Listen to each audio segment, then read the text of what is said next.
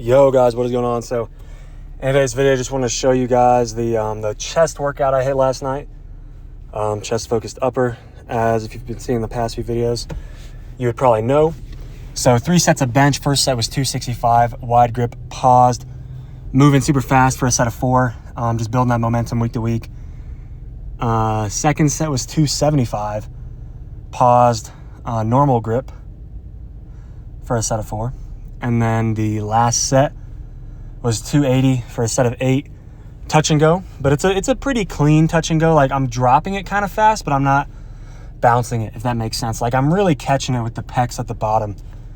Almost like, if you guys have ever watched some West Side tapes, it's kind of like the ballistic bench that Louis Simmons talks about, where you drop it fast, but you catch it in the bottom. It's not bouncing off your sternum.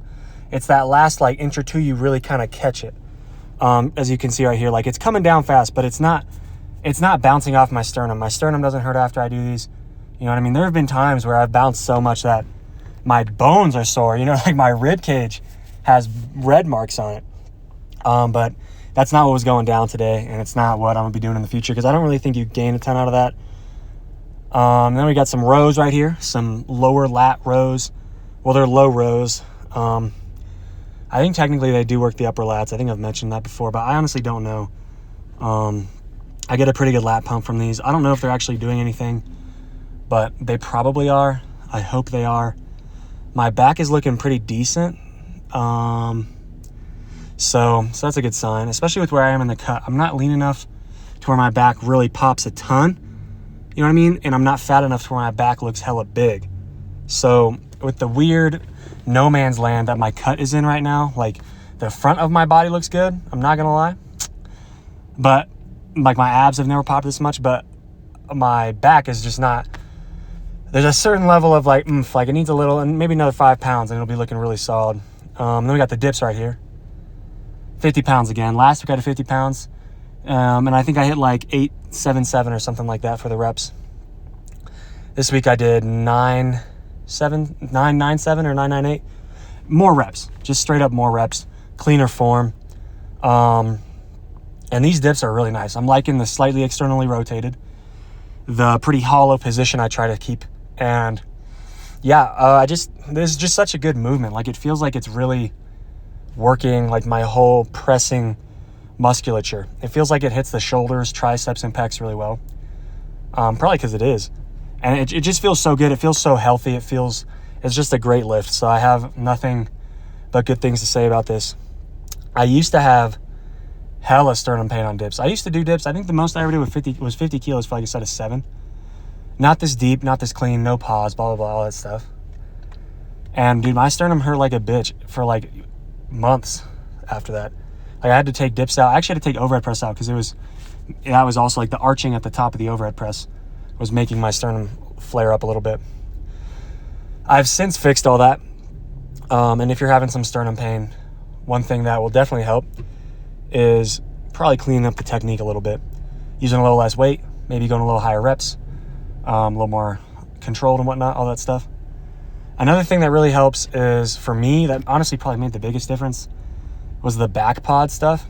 I went down this like Reddit rabbit hole one day, because my coach wanted me to do dips, and I was like, fuck, like, dips are like the shit. It's like, I know I need to do them, but they're gonna light up my sternum. So I went on Reddit, and for once, it actually gave me crazy info. Ball knowledge, you might say. And people were talking about the back pod and some like Australian physical therapy and some stuff like that.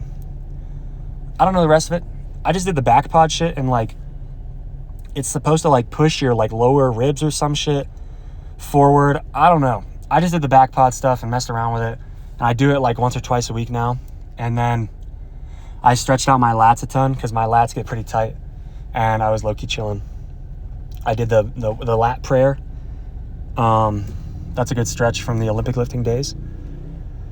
Here's some chest supported rows right here, by the way, but the lat prayer with specifically a tucked pelvis, where you're trying to stay hollow and not arch your back like everyone does when they do it, but you try to stay hollow and keep your ribs down and your pelvis also kind of tucked. That will stretch out the lats super well.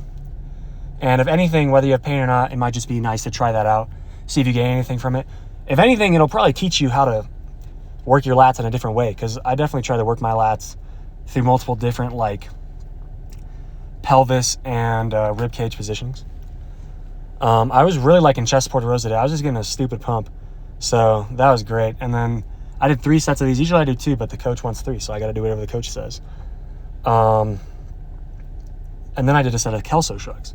So I just got done doing my leg workout today, and my traps and shit are still pretty sore from yesterday, which is normal, but not the most normal because the repeated bout effect and all that. So that's probably all right that they're a little more sore than usual. But yeah, Kelso shrugs are really dope, and I definitely think you should do them with some power in them, kind of like, you know what I mean, like a power shrug, a little bit of cheat. Maybe not all the time, but definitely some of them. It kind of depends on how you do your rows. If your rows are really shitty and cheaty, that's actually not a bad thing. I think that's valid, obviously. I've done cheat rows before. You probably need to have some form of a stricter rowing variant in there as well. So, you know, most of my rows are pretty strict, so my Kelso shrugs are going to be shitty and cheaty.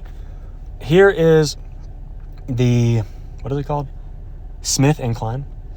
And for a while I was going super strict on these and trying to stay stacked, but because the dips are so stacked and all of my flies are really stacked, I was like, let's open up the rib cage just a little bit. Not a ton. I mean, I'm not banana arching here, but I'm definitely allowing the thoracic or whatever to open up a little bit. And these feel great. I'm actually coming up a little bit above the nip on these, and they feel really good. I really like this lift, actually. And yeah, I always just get like a really good pump from it. So damn, these people were to crash in the parking lot. So yeah, great lift. I mean, I wouldn't be doing it if I didn't think it was good. Behind the neck press, I think I said this in the last video, I'm kind of torn on behind the neck press.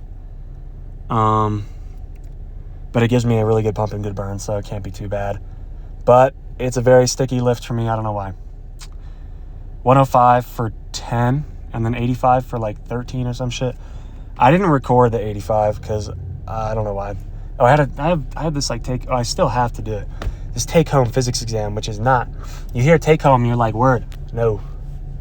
Dude, open everything. We're fucked. That's a little bit besides the point. Flies right here going down. I like, or I guess it's pec deck, but it's the same shit. Pec deck's pretty cool. I've said this before. I like the cable one a lot more. My chest is really sore right now. Now, I did hit 2 sets of 5 with 225 today on flat bench. I don't know why. That was stupid. But it's just 225, so I'll probably be fine. But I'm pretty sore right now. Pretty damn sore. And here's the last set. Again, trying to stay pretty hollow with these. And, I mean, the chest is looking kind of big. Honestly, the biceps are kind of popping more in this video, which is a little odd, but I guess it could be a lot worse than your biceps popping in video. And then here are the tricep pullovers. These are dope. What a great exercise. And they always make my elbows feel great. Like, my elbows have been feeling pretty good for the past couple weeks. But I'm gonna make sure I stay on top of my body work. You know what I mean? My isometrics and my stretching and whatnot. Because I just feel so much better when I stretch, when I do like push-up isos, and when I do reverse Nordics and stuff like that. My body just feels better. So I don't really care what the science is behind it, because from my personal experience, stretching is the move. And then this is the last set where it's not segmented. And honestly, I feel like my triceps look kind of big in these videos. So that's sick. Maybe it's probably just the shirt. I don't know. My arms aren't that big. They're like 16 inches. But, I mean, I haven't measured them in a bit, but I don't know. Everyone always is like saying my arms look big, but then like they're low-key just 16. I think I just have good like insertions or some shit. Definitely for triceps. I mean, I feel like my triceps have a pretty long muscle belly, but kind of besides the point. I got a little goofy at the end of this set. I did, I just got silly because the pump was good for secret reasons. But, yeah, so as you can see right here, going to failure. just trying to, there's a way you can pull to keep it in the triceps versus the lats. And I mean, kind of like every lift where the muscles have similar actions, you just got to figure out how to do that for yourself. And for me, it's definitely all on the elbows with this. And then that's pretty much all I got to say. I mean, I ended it with a little set of pull-ups, but that's it. Thank you guys for watching.